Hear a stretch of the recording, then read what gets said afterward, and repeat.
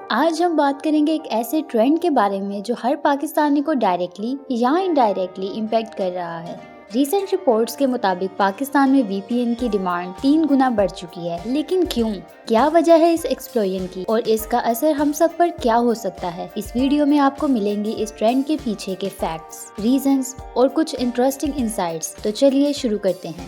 سب سے پہلا اور بڑا ریزن ہے گورنمنٹ ریسٹرکشنز اور سینسرشپ۔ آپ نے دیکھا ہوگا کہ کچھ ایونٹس کے دوران social media platforms block کر دیے جاتے ہیں یا پھر ویب سائٹس تک ایکسیس ریسٹرکٹڈ ہوتی ہے۔ وی پی این ایسے وقت میں ایک ضرورت بن جاتا ہے کیونکہ یہ آپ کو انٹرنیٹ کی ریسٹرکشن کو بائی پاس کرنے کی آزادی دیتا ہے۔ دوسری بڑی وجہ ہے آن لائن سیکیورٹی کا کنسرن۔ سائبر اٹیکس اور ڈیٹا بریچز بڑھنے کی وجہ سے لوگ اپنے سینسیٹیو انفارمیشن کی حفاظت کے لیے وی پی اینز کا یوز کرتے ہیں۔ ریموٹ ورک اور آن لائن لرننگ بھی ایک میجر فیکٹر ہے۔ کووڈ-19 کے بعد سے کافی کمپنیز اور انسٹیٹیوٹ ریموٹ کام پر فوکس کر رہے ہیں اور سیکیور انٹرنیٹ ایکسیس کے لیے وی پی این ایک مسٹ ٹول بن چکا ہے۔ اور اب بات کرتے ہیں کہ وی پی این آپ کو کیا بینیفٹس دے سکتا ہے۔ پریویسی کے ساتھ آپ کی آن لائن آئیڈینٹی سیف رہتی ہے، جیو ریسٹرکٹڈ کانٹینٹ تک آپ کو ایکسیس ملتی ہے، سیکیور آن لائن ٹرانزیکشنز، کوئی بھی ہیکر آپ کے سینسیٹیو ڈیٹا تک نہیں پہنچ سکتا۔